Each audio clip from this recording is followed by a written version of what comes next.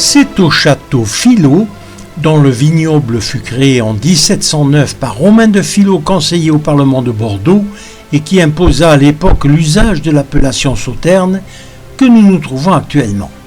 La société Terre de Chasse, qui tient un salon d'envergure nationale, y propose ce vendredi 30 août 2024 une participation parmi tant d'autres de la société Centrale Canine sur la présentation des chiens de chasse. Comme nous l'explique Noémie Salle, responsable de cette organisation. Je fais partie de la team d'organisation du salon et moi je m'occupe de toute la partie du village chien, des clubs de race et de toutes les associations, FAC, vénerie et vénerie sous terre, présentes aujourd'hui et demain pour représenter le chien de chasse dans son ensemble. Alors, nous nous trouvons ici au village des races où nombreux toutous vont se présenter. Mieux encore, je vais m'adresser à leur maître, que dis-je leur maître, leurs éleveurs, c'est l'objectif de ma visite. Alors, à tout seigneur, tout honneur, je commence ici par un des clubs de race les plus importants de France, le club des Bleus de Gascogne, comme nous l'explique un des responsables du comité, Pascal Masson. Je suis au comité du club du Bleu de Gascogne, Gascon-Saint-Angeois, Ariégeois, qui est une race française qui appartient aussi à la Centrale Canine. Alors une particularité, vous m'avez dit hors antenne que vous étiez le plus grand club en race, de France. De France. Ah, voilà. Notre club, alors dans notre club, il y a le basset bleu de Gascogne, le petit bleu de Gascogne, le grand bleu de Gascogne, l'ariégeois. Ces chiens s'appellent des bleus en fait. Et tous, oui, voilà, ça vient du départ du bleu, c'est exact. Ça, oui, j'allais vous poser la question, voilà. Ça vient de la peau qui est un petit peu, on le voit un petit peu bleu. Hein. Ouais, c'est ça. Oui. Nous avons le griffon bleu aussi. Le griffon bleu. Et le petit et le grand gascon. Le petit et le grand gascon. Ce qui fait que nous avons 7 races dans notre club. Voilà. Ça a l'air d'être des chiens dociles. Hein, très dociles. Voilà, ça sert pour la chasse, je pense, mais aussi pour la famille, non? Il y en a. Il y en a. Ah oui. Il y a des gens qui les gardent. Tout à fait. Et en font ce qu'on appelle des chiens de canapé. Ont répondu à cette organisation de nombreuses associations et plus particulièrement celle des chiens de chasse. C'est un rendez-vous particulier que pour les chiens de chasse. Parce que j'ai vu tout autour des personnes qui s'occupent, qui sont des collectionneurs, on veut dire, ou des éleveurs, on va mieux dire, de chiens de chasse, mais qui disent servent beaucoup ces chiens aussi pour la famille. Hein. Oui, c'est des chiens de compagnie, de chasse et ils font quelques expositions de beauté aussi. L'idée c'est d'avoir des chiens complets et qui est plutôt un compagnon de famille avant tout. Parmi ces éleveurs, osais-je dire, ces collectionneurs, je croise le club des braques français.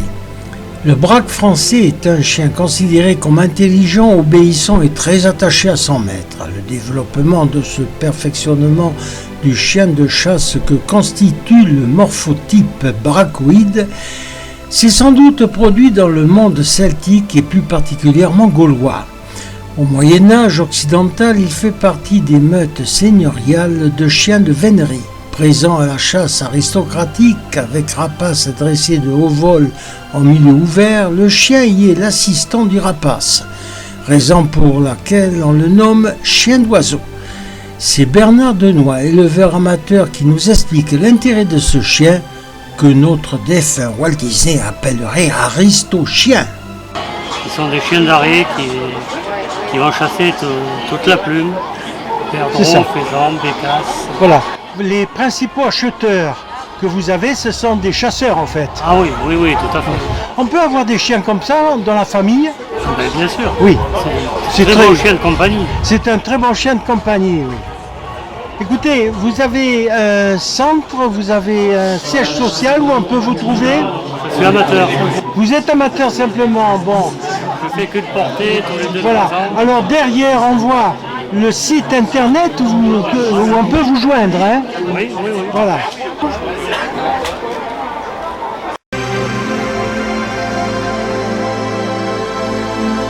Alors, est-ce la première fois qu'une telle manifestation existe?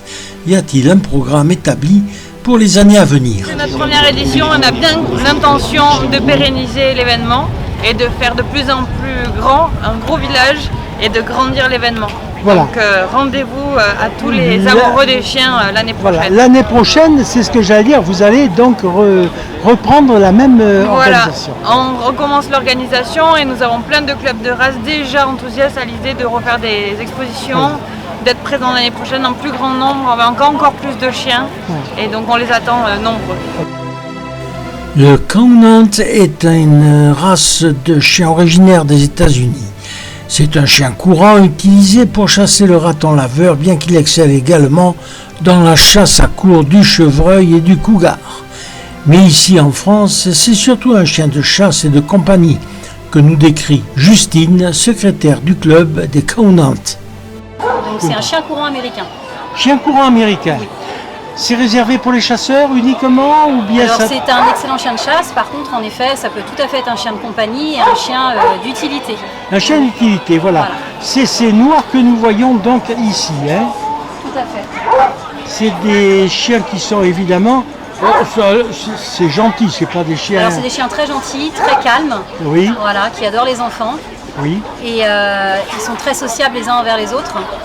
Donc au quotidien c'est vraiment un chien très facile à vivre. C'est ça. Et vous m'avez dit, Rantaine, je me souviens qu'il pouvait servir aussi de chien policier. Tout à fait, tout à fait. Alors c'est un chien qui a été utilisé donc, aux États-Unis ou dans d'autres pays pour la recherche utilitaire, donc la recherche de personnes disparues. Et chez nous, en France, on commence aussi à les utiliser pour ça. Et la gendarmerie commence à s'y intéresser. Ah oui. Voilà. Ils s'en intéressent parce que à cause du flair, c'est dans les recherches de drogue. drogue. Du caractère très souple. Ah oui. Voilà, qui fait que c'est des chiens en fait très faciles à dresser. Ah oui, c'est oui. Mais ils n'ont pas une particularité pour la gendarmerie. Non. On ne va pas les prendre, par exemple, pour chercher des humains dans des décombres. Pour l'instant, en fait, c'est uniquement de la recherche utilitaire. D'accord, la recherche utilitaire. Eh bien, madame, je vous remercie. Mais avant de vous quitter, vous avez un club, je crois. Et Oui. où c'est qu'on pourrait vous joindre si on veut un chien comme cela? Alors, si on veut nous joindre, en fait, on a les petites brochures qui sont ici. Et avec notre numéro de téléphone et notre Oui. adresse mail. Vous pouvez... Oui. Voilà, comme ça, vous avez l'adresse mail. Le teckel, originaire d'Allemagne, était au début utilisé pour la chasse aux renards, aux lapins et aux blaireaux qu'ils délogeaient de leur terrier. Son nom vient du mot Desch qui veut dire blaireau en allemand. On retrouve les premiers signes de chiens à courtes pattes au Moyen Âge. Les premiers spécimens, similaires au teckel aujourd'hui, ont vu le jour au XVIIe siècle et la variété de la race a continué à se développer jusqu'au XIXe siècle. Parmi les ancêtres, on trouve le basset. Souvenez-vous, immortalisé par les enquêtes du célèbre lieutenant Colombo.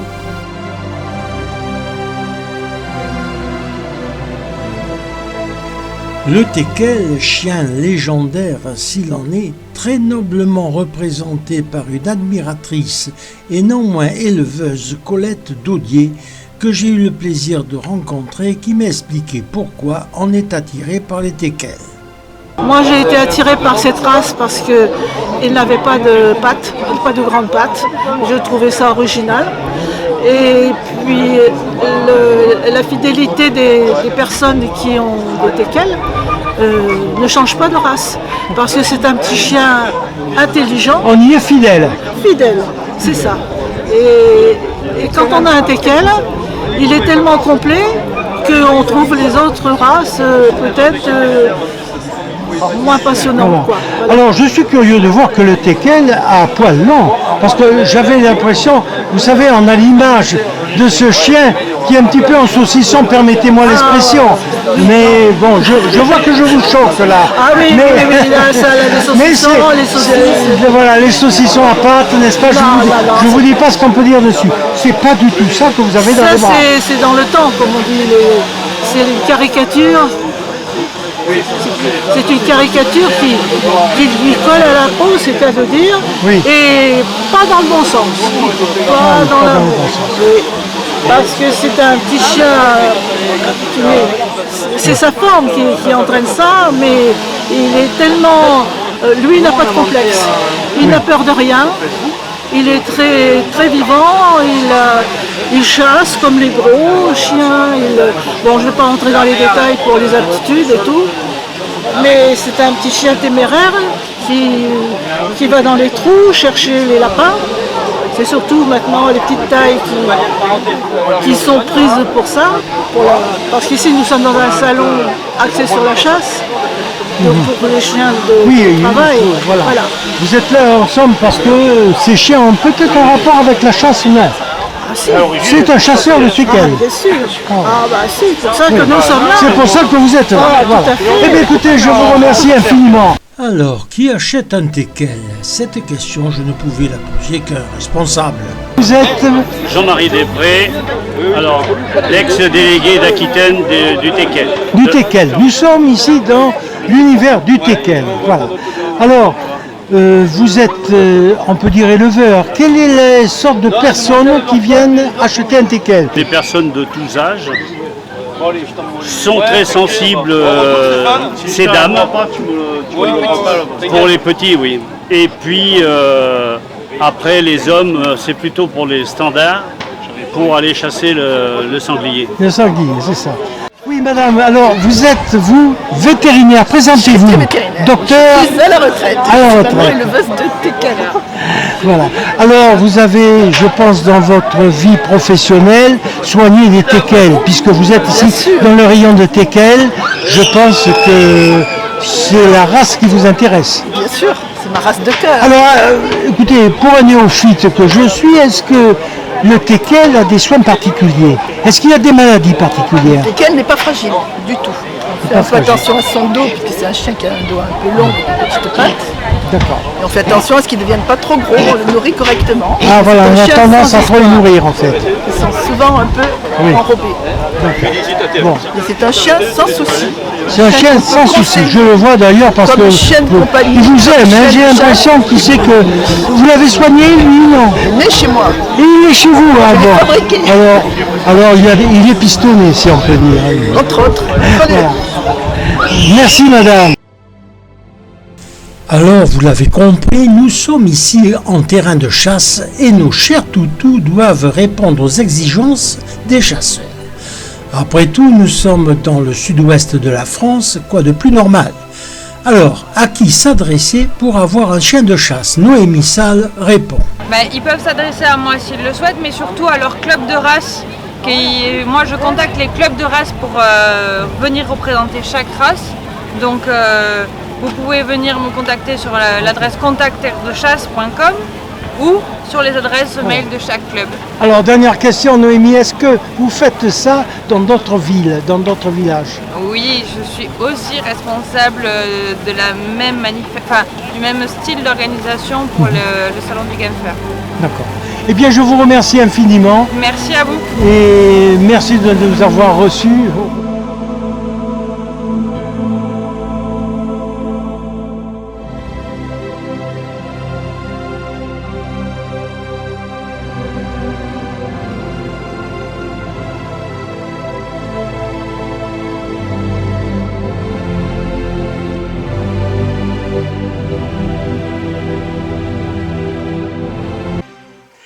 Alors après ce reportage, nous nous sommes intéressés à la vie de nos chers toutous.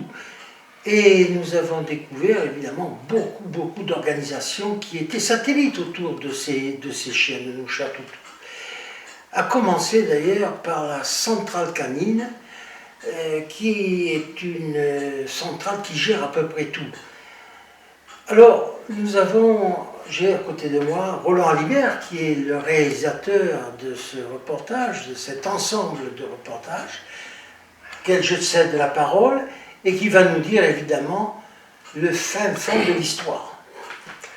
Oui, alors en fait, avec Jean-Philippe, on a essayé de savoir un petit peu comment c'était géré en France, un petit peu toute l'activité qui tourne autour de nos chers toutous. Et donc, nous avons, en gros, pour résumer, il y a les clubs régionaux, les clubs de race, et tous, ils sont tous indépendants. Alors, ça a son importance de signaler ça, mais ils sont tous centralisé, comme son nom l'indique, à la centrale canine.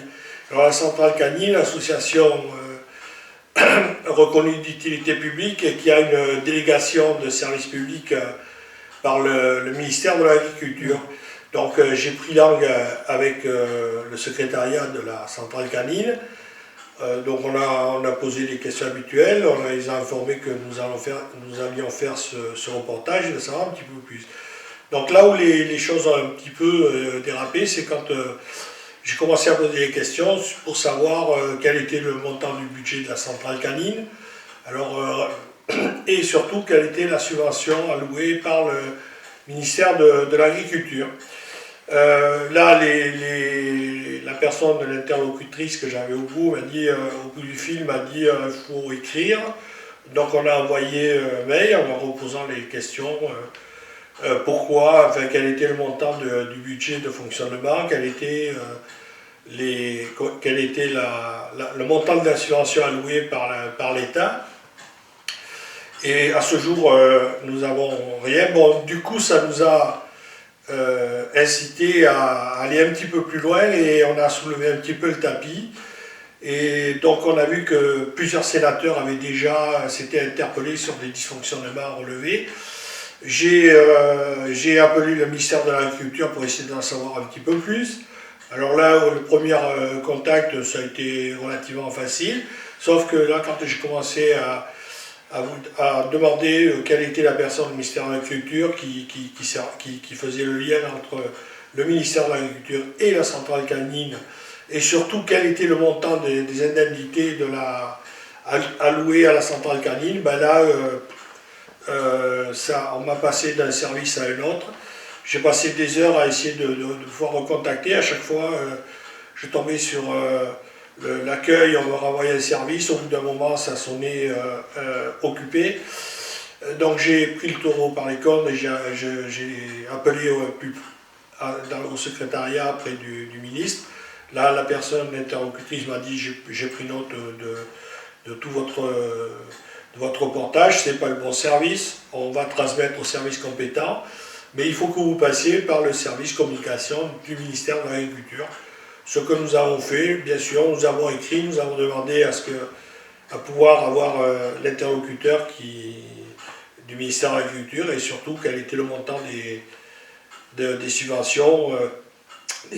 Voilà aujourd'hui où c'est que nous en sommes, à savoir que nous avons quand même gratté un petit peu plus loin et nous avons trouvé quand même des choses qui ne sont pas tout à fait normales. D'autant, Roland, que je crois, la centrale canine est une association d'utilité publique, non? Oui, c'est ça, et surtout que... Donc il y a des fonds publics qui rentrent en ligne de compte. Voilà. C'est notre argent en fait. C'est exactement ça. C'est exactement ça, Jean-Philippe. Et donc du coup, je te remercie de t'avoir bien voulu te lancer dans l'investigation et puis apporter des réponses. C'est de l'investigation qui est assez dure, mais qui est tellement passionnante. Oui, parce qu'en fait, c'est de l'argent public. Oui, et donc, normalement, les comptes devraient être publiés, devraient être publics. On est tombé sur... Il y a le fameux rapport Copercy. Alors, pour les amateurs de chiens, là, je les invite à prendre connaissance de ce rapport. C'est très instructif. Alors, moi, j'ai un petit message à passer à notre ministre, à Premier ministre. Il cherche à rentrer de l'argent. Alors, il pourrait peut-être commencer de voir dans tous ces ministères un petit peu comment l'argent public est redistribué. À savoir quand même que la centrale canine a un budget qui dépasse les 1 million et quelques. Quand même. Voilà, donc, vous savez, on avait fait l'émission ensemble, Où va notre pognon? Absolument. Voilà. Une émission qui a eu un grand succès d'ailleurs. Oui, qui a eu un très grand succès. Mais on s'aperçoit que dès qu'on va gratter un petit peu comment est utilisé l'argent public, là on trouve des choses qui ne sont pas très reluisantes, on va dire, en termes de Voltaire. Voilà. Et c'est surtout au niveau du ministère de l'Agriculture, c'est on sent quand même que le sujet est connu. Bon, vous savez quand même que c'était mon boulot, l'investigation. Ah oui, bien sûr, bien sûr. Voilà quoi, donc je pense que vous êtes un journaliste d'investigation, je suis un ancien flic. qui travaillait dans le justice. Vous avez le parcours de Marshall, le fameux réalisateur. Ouais, en fait, hein, oui, sauf que lui, il a démissionné avant. Moi, je suis allé à la retraite. Je suis resté jusqu'à la retraite. J'ai tenu, quoi. Oui. Bon. Voilà, donc tout ça pour nous dire à nos auditeurs qu'il y aura un deuxième volet dans l'émission Nos chers toutous, puisque ça a double sens, hein, Nos chers toutous, et de savoir un petit peu comment porter à la connaissance un petit peu comment est utilisé l'argent public, comment fonctionne un petit peu tout ça. Alors, je ne veux pas dévoiler, on a quand même été un petit peu plus loin, on a gratté parce que au début je disais que c'était important de savoir qu'il y a des clubs de race, des clubs régionaux, administrativement ils sont indépendants, bon, ils sont rattachés, affiliés disons à la centrale canine, mais dans leur fonctionnement, dans leur entité, ils sont indépendants. Alors, pourquoi je parle de ça? Parce que vous savez que pour nous parler de tout ça, il y a une présidente qui s'occupait d'un club canin, elle a voulu mettre de l'ordre, c'est-à-dire mettre une comptabilité en toute transparence. Gratter ce qu'il ne faut pas gratter. Voilà, et en fait, voilà, elle demandait, voilà, donc, sauf que la centrale canine, apparemment, je pense que ça n'a pas été plus, ils subissent des pressions, même voire des menaces, ça relève presque du droit pénal. Oui. Quand on vous dit vous démissionnez de votre poste ou on vous retire, on vous radie de la centrale, ben, en droit pénal ça s'appelle du chantage. Voilà. Et comme la centrale canine a une délégation de service public, là on est dans l'ingérence. Voilà. Alors pour le moment, on va respecter, on a essayé de contacter cette présidente qui pour le moment ne veut pas nous faire de commentaires, mais en fait quand même par la bande, on a quand même réussi à savoir qu'il y avait des fortes pressions, tout ça parce qu'elle voulait mettre de la transparence dans sa trésorerie. Alors vu le mode de fonctionnement, on peut comprendre pourquoi. Voilà, donc on va pas aller plus loin. Chers téléspectateurs, donc il faut dire que tout cela est une porte ouverte, une porte cochère ouverte, et qui ne va pas se refermer de suite. Nous vous donnons donc rendez-vous à plus d'informations. Il va y avoir une émission de Boisard qui va se faire, qui s'appelle d'ailleurs Nos chers toutous, dans le cadre d'ailleurs de cette émission que Roland a parlé, qui est sans langue de bois, oui, c'est ça, sans tabou ni langue de bois, il faut bien essayer, sans tabou ni langue de bois, remémorez-vous ça, vous allez l'avoir bientôt, et à ce moment-là, eh bien, vous aurez plus ample d'informations qui, je vous assure, vaut le coup d'être écouté.